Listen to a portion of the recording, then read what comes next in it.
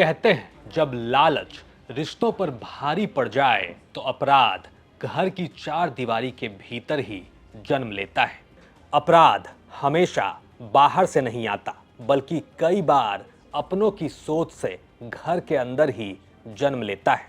और हर अपराध शोर के साथ नहीं आता, कुछ अपराध पूरी खामोशी में जन्म लेते हैं। झुंझुनू से निकली ये कहानी भी कुछ ऐसी ही है। कहानी एक खामोश साजिश की, जो एक घर के अंदर रची गई, जहां लूट हुई नहीं बल्कि लूट की कहानी बनाई गई। और जब पुलिस ने जांच की तो सच्चाई बाहर आई पलंग के अंदर से। साहब, वो लोग अचानक घर में घुस आए, मेरे हाथ पैर बांध दिए और सारा सोना लूटकर फरार हो गए। 19 जनवरी 2026 की दोपहर झुंझुनू की रुखसार पुलिस को यह कहकर अपने घर बुलाती है। वो कहती है दोपहर का वक्त था, घर पर कोई नहीं था।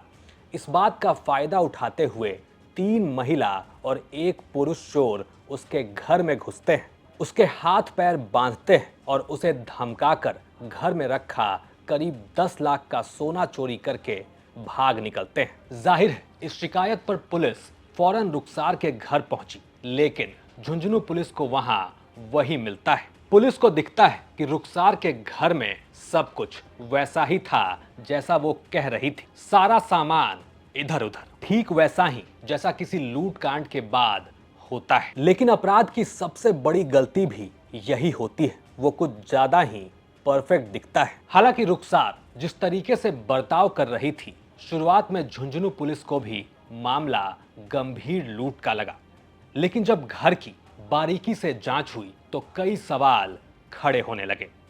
सवाल ये कि घर में लगे ताले सुरक्षित हैं, घर में जबरन घुसपैठ के निशान नहीं, और जब इतनी बड़ी चोरी हुई तो पड़ोसियों ने कोई शोर क्यों नहीं मचाया और ना ही कोई शोर सुना। इन सवालों में जितना झुंझुनू पुलिस उलझी थी, उससे कहीं ज्यादा परेशान उस वक्त खुद रुखसार थी। और ये परेशान क्यों थी, हो सकता है आप में से कई लोग अब तक ये समझ भी गए होंगे। 19/1/26 को समय करीब 3 बजे सूचना मिली कि डोनलोद गांव में 3 महिला व एक जेंट्स एक मकान में घुसकर और महिला के चाकू लगाकर लूटपाट कर ले गए। उक्त इतला पर मैं वह जाब्ता मौके पर पहुंचा, वह मकानों का निरीक्षण किया। घटना की रिपोर्ट श्रीमान सीओ साहब व एसपी साहब को दी गई। श्रीमान एसपी साहब ने टीम गठित कर और उक्त घटना के बारे में जानकारी जुटाई। एमओबी टीम को भेजी और संपूर्ण जांच से ये पाया गया कि परिवादियों ने झूठा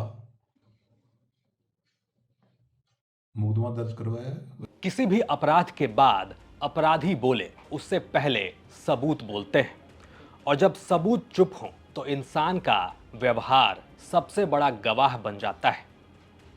यहां गवाह था खुद रुखसार का व्यवहार, क्योंकि वो लगातार अपने बयान बदल रही थी।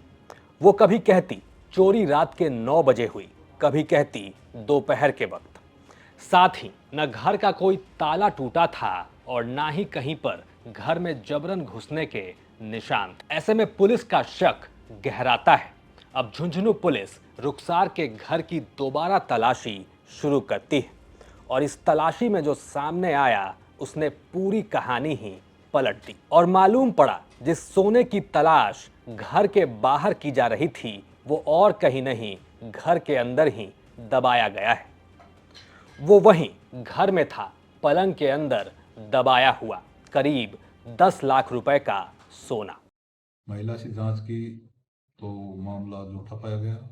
महिला का गहना व सामान रुपये घर पर ही मौजूद मिली।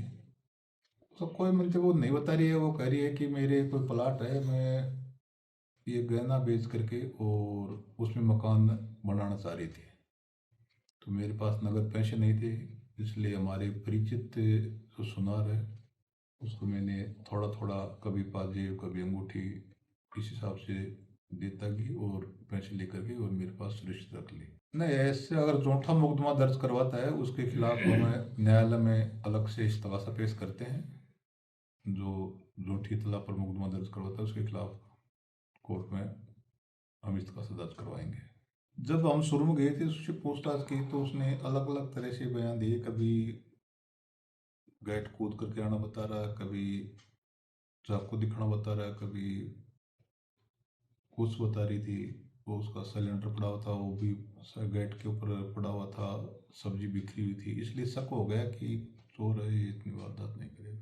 उसी के बेड के अंदर नीचे रुखसार के बिस्तर के अंदर से निकला ये सोना साफ साफ बता रहा था कि सच दबाया जा सकता है लेकिन मिटाया नहीं। और यही बात रुखसार ने भी पुलिस की पूछताछ में कबूल कर ली।